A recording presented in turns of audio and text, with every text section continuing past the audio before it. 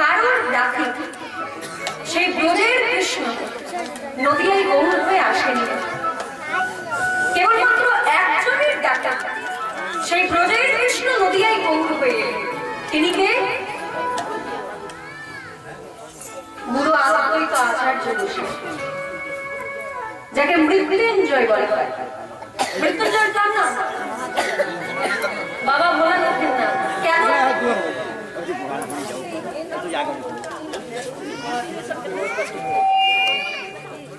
সত্য ত্রেতা দাতা এই তিন যুগে বাবা কিন্তু কোন রূপ পরিবর্তন করে, একমাত্র কলিযুগে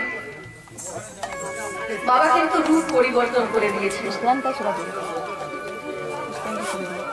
সত্য ত্রেতা দাতা এই তিন যুগে বাবার কোন রূপ পরিবর্তন হয়নি, কিন্তু একমাত্র তিনি আর কিন্তু শিব বাবা ভোলানাথ হয়ে এলেন আর শিব বলেছেন। তিনি নবদ্বীপে নাভা দেবীর গর্ভে অদ্বৈত আচার্য গোসাই হয়ে অবতীর্ণ হলেন। তাহলে বাবা ভোলানাথ তিন যুগের শিব বলে বাবা হয়ে এসেছেন তিন যুগ, কিন্তু এই কলি যুগে কেন শিব হলো না? একটা অপরাধ আছড়ে প্রচুর। এই বাবা ভোলানাথ কিন্তু একটা অপরাধ করে ফেলেছিল। কি অপরাধ? দেখবে আমরা সাধারণত বলে থাকি পাপ ছাড়ে না বাপ। এই কথাটা শুনতে একটু খারাপ লাগলে এর ফলটা কিন্তু খারাপ না, এর উত্তরটা কিন্তু খারাপ না। পাপ ছাড়ে না বাপকে, এর উত্তরটা কিন্তু একদম খারাপ না। তা বাবা ভোলানাথ যে অপরাধটা করেছিলেন সেই অপরাধটা জানতে হলে আমাকে আমাদের সর্বপ্রথম যেতে হবে মহাভারত। কারণ যে মহাভারতে বাবা ভোলানাথ যে অপরাধটা করেছিলেন সেই অপরাধটা হয়ে গিয়েছিল যুধিষ্ঠিরের রাজ সুযোগ। আপনারা যারা শাস্ত্র জ্ঞানী আছেন, তত্ত্ব জ্ঞানী আছেন, আপনারা সকলে জানেন রাজা যুধিষ্ঠির একবার রাজসূয় যজ্ঞ করেছিল, আর সেই রাজসূয় যজ্ঞে বাবা ভোলানাথ একটা অপরাধ করেছিল। এই জায়গাটা একটু মায়েরা আস্বাদন করুন। রাজসূয় যজ্ঞ যখন যুধিষ্ঠির মহারাজ করেছিলেন, আবার কৃষ্ণ সকলকে কিন্তু একটা করে দায়িত্ব দিয়েছিল। দাদা যুধিষ্ঠির কৃষ্ণের কাছে এসে বলছে, কৃষ্ণ তুই সকলকে দায়িত্ব বুঝিয়ে দিয়েছিস, কিন্তু তুই নিজে কোনো দায়িত্ব নিবি না। আমার কৃষ্ণ করজোড়ে বলেছিল, দাদা আমি নিজের জন্য দুটো পর্ব ফেলে রেখেছি। সে কি কৃষ্ণ, তুই সবাইকে একটা করে কাজ দিচ্ছিস আর তুই নিজের বেলা দুটো করব? কি গল্প নিয়েছিস ভাই? ভগবান শ্রীকৃষ্ণ তখন বলেছিলেন, দাদা তোমার এই রাজসূয় যজ্ঞে যত সাধু গুরু বৈষ্ণব ভক্ত আসবে আমি সকলে চরণ ধৌত করে দেব। যেই যেই কথা বলেছেন ভগবান শ্রীকৃষ্ণ, যুধিষ্ঠির তারা চমকে কি বলছিস কৃষ্ণ? এই রাজসূয় যজ্ঞে কে উঁচু যাও কে নিচু যাও তার কোনো বিচার নেই, তুই সকলের চরণ ধোয়াবি? দাদা আমি কোনো জাতির বিচার রাখবো, আমি কোনো জাতির বিচার রাখবো না। দাদা তোমার এই যজ্ঞে যত ভক্ত আসবে আমি নিজ হাতে তাদের চরণ ধৌত করে দেব। তবে মা শুধু চরণ ধৌত করে দেয় না, ভগবান শ্রীকৃষ্ণ আরো একটা কর্ম করেছিলেন। সেই যজ্ঞে যত সাধু গুরু ভক্ত বৈষ্ণব প্রসাদ পেয়েছিলেন, ভগবান শ্রীকৃষ্ণ প্রত্যেককে সেই উচ্ছিষ্ট পাতা নিজ হাতে ফেলেছিল। আবার শুধু সেই উচ্ছিষ্ট পাতা ফেলেনি, আড়ালে গিয়ে যখন নর্দমায় সেই এঁঠো পাতাগুলো ফেলছে, আড়ালে গিয়ে কৃষ্ণ সেই উচ্ছিষ্ট থেকে একটু এঁঠো নিয়ে সারা গায়ে মাখছে। যুধিষ্ঠির দাদা কিন্তু সেটা দেখতে পেরেছে। কৃষ্ণ, তুই কি করছিস? ওদের চরক ধোয়াচ্ছিস, মেনে নেওয়া যায়। ওদের এঁঠো পাতা তুলছিস, মেনে নেওয়া যায়। কিন্তু ওদের এঁঠোগুলো তুই এভাবে গায়ে মাখছিস। ভগবান শ্রীকৃষ্ণ তখন বললেন, দাদা, এই হচ্ছে আমার কর্মফল। সে কি? কৃষ্ণ, তুই কি বলতে চাইছিস? তুই অপরাধ করেছিস? ভগবান শ্রীকৃষ্ণ বললেন, দাদা, এই পৃথিবীর মানুষ তো শুধু পাপ করে, কিন্তু আমি যে মহা মহা মহা পাপী। কি বাবা, অপরাধ করেনি? যুধিষ্ঠির দাদা জিজ্ঞাসা করলেন, কৃষ্ণ, তুই কি অপরাধ করেছিস? বলে, দাদা, আমি একটা মণিপুত্রকে হত্যা করেছি। আচ্ছা বাবা, ভগবান একজন মণিপুত্রকে হত্যা করেছিলেন, সেই মুনির নাম কি? বিশ্বশ্রমা মুনির ছেলে রাবণ। রাবণকে হত্যা করেছিল কে? আমার রঘুপতি রামচন্দ্র। তাহলে মণিপুত্রকে হত্যা করার যে অপরাধটা হয়েছিল, সেই অপরাধ খণ্ডন হচ্ছে কখন? অপরাধ করলো কখন? ত্রেতা যুগে। কিন্তু সেই ত্রেতা যুগে অপরাধ খণ্ডন হলো না। সেই অপরাধ খণ্ডন হলো দাপরে, এই যুধিষ্ঠিরের রাজসুযোগে। তাহলে এতক্ষণ আমরা এই শুনে শিক্ষা লাভ করলাম কি? কারণ যদি অজান্তে কোনো পাপ হয়ে যায়, অনেক পাপ যদি কারোর চাপা থাকে, তাহলে তুমি একটু ভক্তের চরণ ধৌত করো। যদি তাও না করো, সেই ভক্তের উচ্ছিষ্ট পাতা ফেলো। তাও যদি না পাতা, ভক্তের উচ্ছিষ্ট একটু গায়ে মাখো। তাহলে জন্মের জন্মের পাপ থেকে তুমি মুক্তি লাভ করবে। ভগবান শ্রীকৃষ্ণ সেই রাজসূয় যজ্ঞে, যারা যজ্ঞে প্রবেশ করছে, সেই দরজার দ্বারে দাঁড়িয়ে যত ভক্ত বৈষ্ণব আসছে, নিজের হাতে চরণ ধৌত করে দিচ্ছে। লাইনে দাঁড়িয়ে আছে, দেখুন, পবন দেব, বরুণ দেব, ব্রহ্মা, সাবিত্রী, শিব, দুর্গা সকলে কিন্তু লাইনে দাঁড়িয়ে আছে। এক এক করে কৃষ্ণ সকলকে প্রবেশ করাবে যজ্ঞের মধ্যে। এমন সময় পার্বতী তার প্রাণনাথকে ডাকছে, প্রাণনাথ, ও প্রাণনাথ। এই দেখ, কৃষ্ণ সকলের চরণ ধুইয়ে দিচ্ছে। চলো আমরাও আমাদের চরণ দুটো ধুইয়ে দিই। চলো। এই কথা শুনে বাবা ভোলানাথ রেগে গেলেন। তোমার কি মাথার গন্ডগোল হয়ে গেল? আমার মনে হয় তোমার মাথার গন্ডগোল হয়েছে। বলে, কেন? যিনি সৃষ্টি স্থিতির মালিক, যারা একটা ইশারায় জগৎ চলে, সে চরণ দুটো, আর আমাদের মতো মহাপাপীর চরণ দুটো এগিয়ে। শোনো পার্বতী, তোমার যদি চরণ ধোয়ানোর এত ইচ্ছা, তুমি যাও, তুমি লাইনে দাঁড়িয়ে থাকো। কিন্তু আমার মতো পাপী চরণ কৃষ্ণ ধোয়াতে পারবে না। এই বলে বাবা ভোলানাথ লাইনে দাঁড়িয়েছিলেন, বেলাইন হয়ে গেলেন। এবার যেই বেলাইন হয়ে গেলেন, একটা আড়ালে গিয়ে লক্ষ্য করলো যে ভগবান যখন চরণ ধৌত করছে, মাথাটা নত রয়েছে, আর পায়ের মাঝখানে একটু ফাঁকা মতো রয়েছে। বাবা ভোলানাথ আড়ালে গিয়ে একটা কুকুর রূপ ধারণ করেছে। আপনারা প্রশ্ন করবেন, বড় প্রশ্ন, কুকুর রূপ ধারণ করলো? এই যে কীর্তনের আসন গ্রহণ করছে, আপনাদের একটু অনুভবের প্রয়োজন আছে।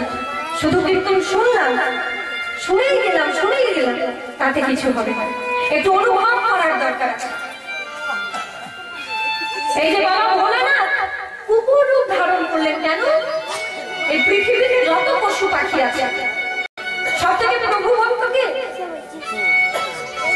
প্রভু ভক্ত সব থেকে কে? কুকুর। এবার কুকুর রূপ ধারণ করে দেখি ভগবান শ্রীকৃষ্ণ, তার মাথাটা নত রয়েছে আর পায়ের মাঝখানে একটু ফাঁকা মতো রয়েছে। কুকুর রূপ ধারণ করে এই জায়গাটায় বাবা ভোলানাথের কিন্তু একটু বুঝতে অসুবিধা হয়েছে, বোঝায় ভুল হয়েছিল। বাবা ইন্দ্রের সহস্র লোচন, সহস্র চোখ, কেন? গৌতম মুনির স্ত্রী অহল্যার সতীত্ব নষ্ট করেছিল, তার ফলে গৌতম মুনি অভিশাপ দিয়েছিল, তোর সর্ব অঙ্গে হয়ে যাবে ভোগ ছিদ্র। পরবর্তীকালে যখন ক্ষমা চাই, তখন ইন্দ্রের সহস্র শরীরে হয়ে গেল, শরীরে সহস্র চোখ ছিন্ন হয়ে গেল। কিন্তু বাবা ইন্দ্রের সহস্র চোখ, আমার ভগবান শ্রীকৃষ্ণের কিন্তু আরো চোখ আছে। বাবা ভোলানাথের এই জায়গাটা একটু বুঝতে ভুল হয়েছে। এবার দেখছে ভগবান শ্রীকৃষ্ণ মাথাটা নত করে দিয়েছে, এই ফাঁকে সেই কুকুর রূপ ধারণ করে বাবা ভোলানাথ কৃষ্ণের পায়ের ফাঁকের মধ্যে যেই মাথাটা ঢুকেছে, কৃষ্ণ পা দিয়েছে পেটে। কুকুর রূপ ধারণ করে বাবা ভোলানাথ কি করছে? এবার কি করবে? ঘেউ ঘেউ ঘেউ ঘেউ করছে, কৃষ্ণ আমাকে ছেড়ে দে, কৃষ্ণ আমাকে ছেড়ে দে, কৃষ্ণ আমাকে ছেড়ে দে।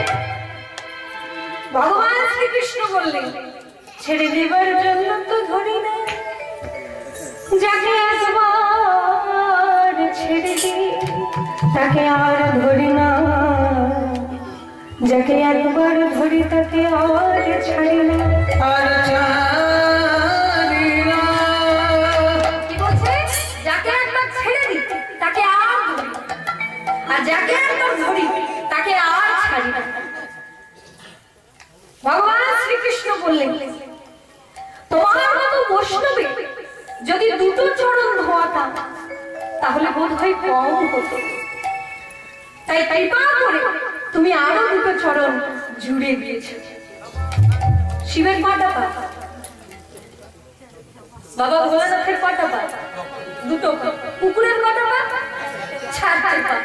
তাই ভগবান শ্রীকৃষ্ণ বললেন, তোমার মতো বৈষ্ণবের যদি দুটো চরণ ধোয়াতাম তাহলে বোধ হয় কম হতো, তাই কৃপা করে আরো দুটো চরণ জুড়ে।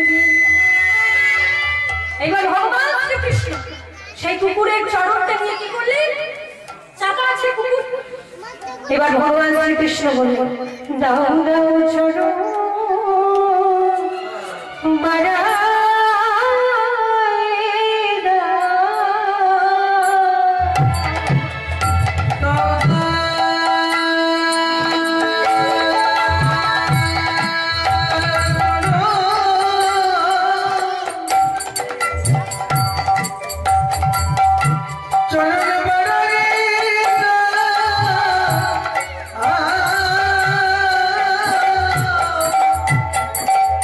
দাও দাও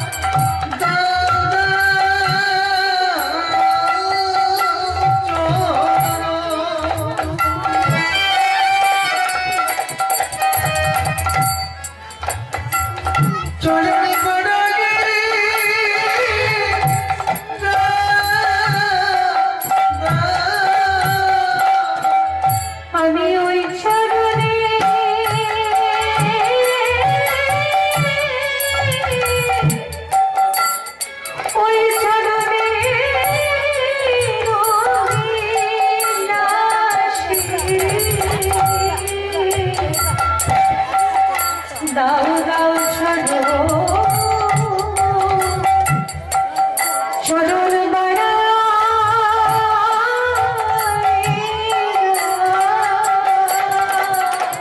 ওই চরণে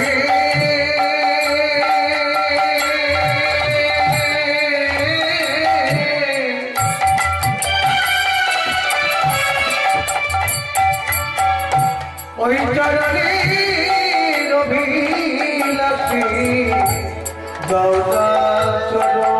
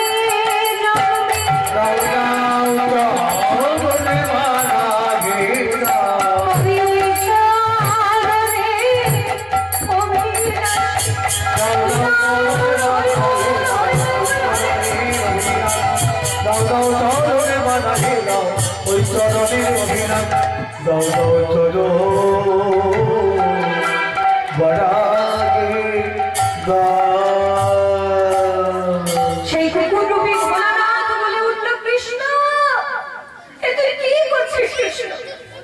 তোর চোখের জল এই কুকুরের পায়ে। বাবা ভগবান শ্রীকৃষ্ণ সকলের চরণ ধুইয়েছে কিভাবে? ঘটিতে করে জল, কিন্তু সেই কুকুরের চরণ ধোয়াচ্ছে কেমন ভাবে জানি। কুকুরের চারটে পা দড়ি দিয়ে বেঁধেছে, এবার বেঁধে বুকের মধ্যে চলিয়েছে। খাল বিল কুকুরের জল নয়, নয়নের জলে ছড়ো সরল ধোয়া।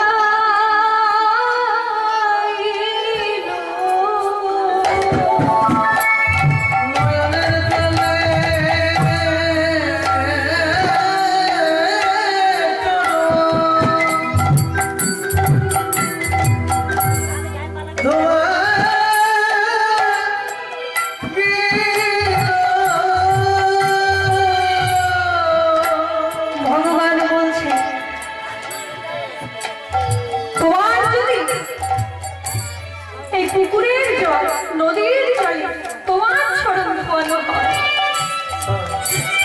তাহলে আমার ভগবানের নামের কলঙ্ক রয়ে যাবে। তাই তোমার মতো ভক্তের জন্য একটু আলাদা ব্যবস্থা আছে। ভগবান শ্রীকৃষ্ণ সেই কুকুররূপী ভোলানাথে চরণ দুটো মুখের মধ্যে জড়িয়ে ধরেছে, আর সেই চরণ চারটে জড়িয়ে ধরে বলছে, দাও দাও চরণ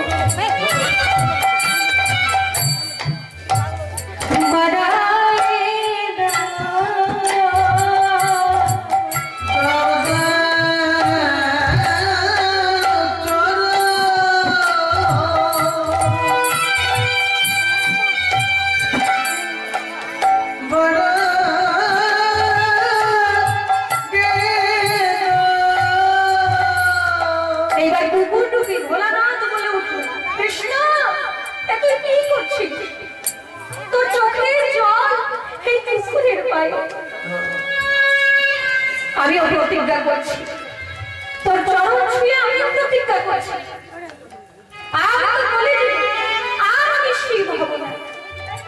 শিব হয়ে তোর চরণে যে অপরাধ করে গেলাম, তাই আর তো বলে যুগে আর আমি মহাদেব হব না, আর আমি শিব হব না।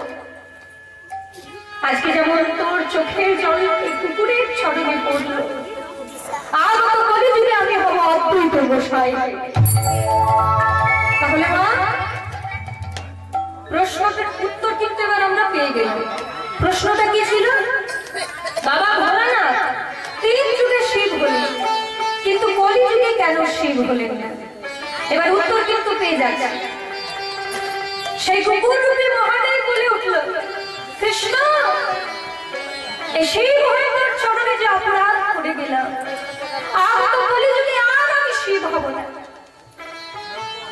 আমি হব নবদ্বীপে অদ্বৈত আচার্য গোসাই। আর শোন কৃষ্ণ, কারোরটা কেন, একমাত্র আমারটাকে তোকে এই নদীয়ার নবদ্বীপে নামতে হবে। আমি তোর থেকে 52 বছরের বড় হব। 52 বছরের বড় হয়ে তুই যেমন তোর চোখের জলে কুকুরের চরণ ধোয়ালি, তেমনি এই কুকুর যেদিন অদ্বৈত হবে তেমনি করে চরণ ধোয়াইব, তেমনি করে চরণ ধোয়াইব।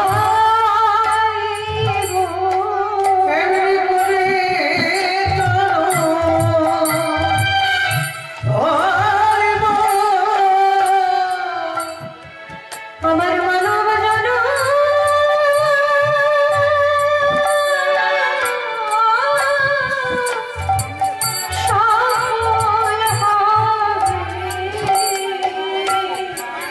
এমনি করে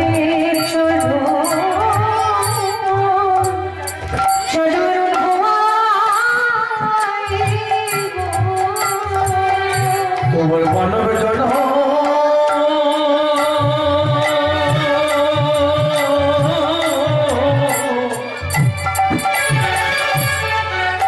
মানব জনম ধন্য হবে, তেমনি করে চলো দোবা